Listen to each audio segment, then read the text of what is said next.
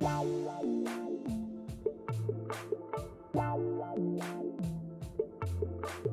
everyone and welcome to another channel update, my little What's Going On series, where it's just like a little update I do every now and then for you guys to see what's going on.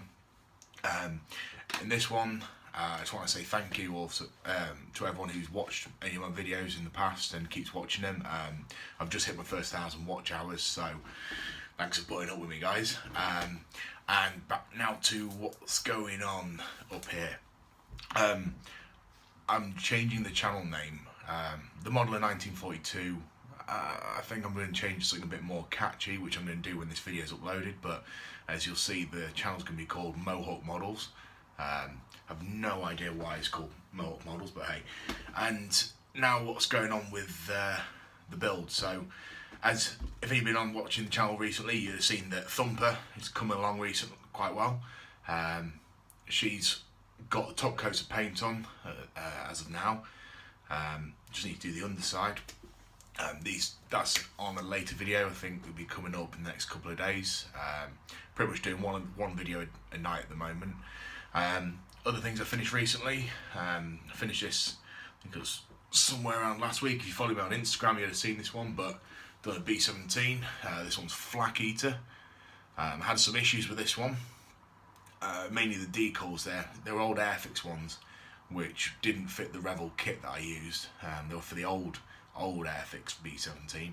So when I first started, the first decals I put on were the shark's mouth around here, and when I put them on, they basically broke apart, didn't fit, and also took about 3 miles of carrier film with them.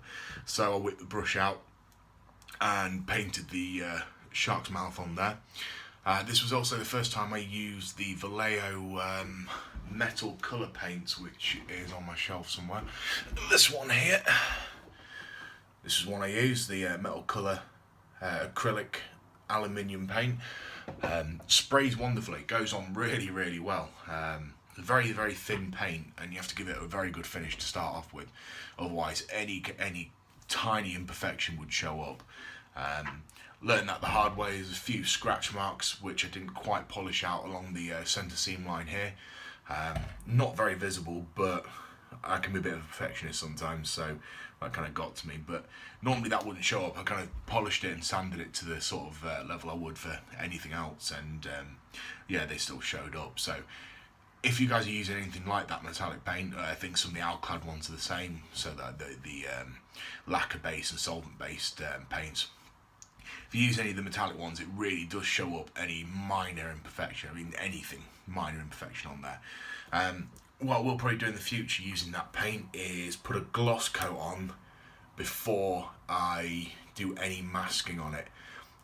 It seemed to lift. It didn't damage the paint, but it seemed to lift like a top layer of the paint off. It almost ever so slightly dulled it. It's barely even noticeable, but I just saw it when I was removing the tape. It was bringing a bit of metallic residue with it. So just in future, I'll probably gloss coat it first. As you can see on the wings on here as well, I masked off certain panels to make them look more worn. All I did was use that same paint, and I added Vallejo black metal, one of their older metal air colours, to it, just to change the tone on it a little bit. And also with the control surfaces as well, I added a bit of grey to it, and then just sprayed it with normal Vallejo aluminium. Reason for doing that was they were generally fabric covered control surfaces, and weren't actual proper metal, so they'd been applied with an aluminium dope over it. So just to kind of simulate that was a bit of a different tone on there. I made them a bit flatter and not quite as metallic, but all in all, I was quite pleased with the turnout on this. The decals went on quite well. The rest of the decals went on quite well. I had to cut a lot of the carrier film off right up to the edges of it. Yeah, probably a lesson to be learnt is to avoid using old Airfix decals.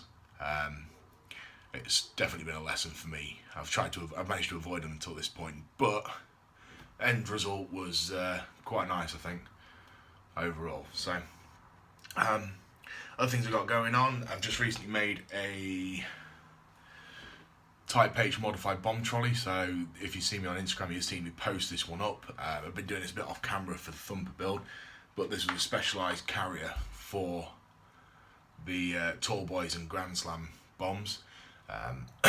Basically, it's just like a winch sort of mechanism on there to lift it up into the bomb bay to carry the larger ordnance that these planes would carry. Other things I've got going on, there's Gibson's Lancaster, which is this one. So it's one of the dam busters.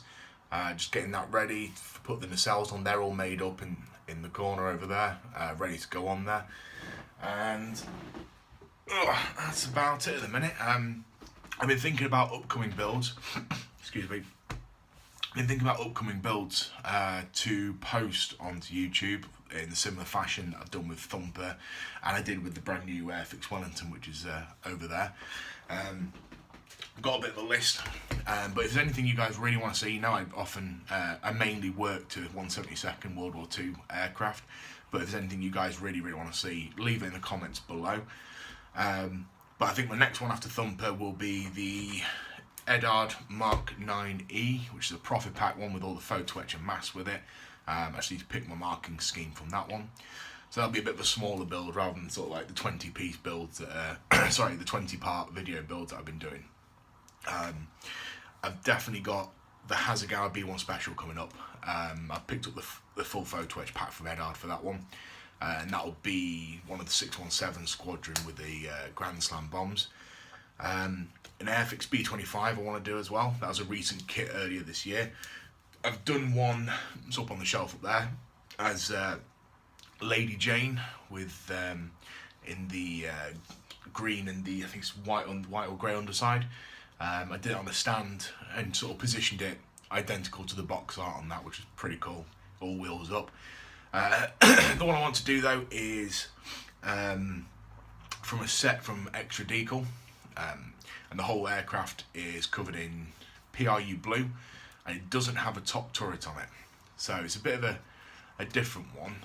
Instead of the top turret, there is a larger Astrodome over that area, which fits quite well with another build I've got on this list as well, which is a 3 Lancaster build, which will be a lot later in the year once I've got some of these done, and I've done my research on it as well. But there's the PA474, the Thumper from the BBMF, so not this Thumper, which is wartime Thumper, it'll be BBMF Thumper. It'll be Just Jane, so that'll be the B7 Lancaster from East Kirkby, and there's the Mynarski, I think I said that right, Lancaster that flew over in 2014, and I'm going to basically do the 3 Lancaster meet with all 3 of them. So the Mynarski one is a B10 Lancaster that has the Martin 250 CE turret, which I'm going to be taking from the B25 because that had a Martin turret on the top of it as well. So take that from that kit, fit it onto the Lancaster, and then replace that one with the Astrodome on the B25. They all have, sorry, Just Jane and the Canadian one both had treaded tyres and forward mounted turret positions. So if I just pick up Wartime Thumper, excuse me, see the turret position is quite far back on here. The turret position on these Lancasters was a lot further forward. Plus had a lot of different setups with the windows, whether they're there or not. Same with the ones underneath the canopies here. They're often different, so it's going to be a lot of tweaking and modding with that build in the future. But I'll keep you guys updated when that one's coming up. But like I said, the next one I'm doing is the Edard Mark 9E Spitfire with the photo etch and all that lot. And then we'll go from there. So if you've got any other requests to put onto this list, or if you want to see one of them sooner than the others, let me know. I've got no particular order I'm going to be working in these. I'm just going to sort of see how I feel when I've got ready to start a new build and go for it. So anyway, if you've been watching this, thank you very much. Thank you for your time watching this as well. If you haven't already, there's a button down here that says subscribe.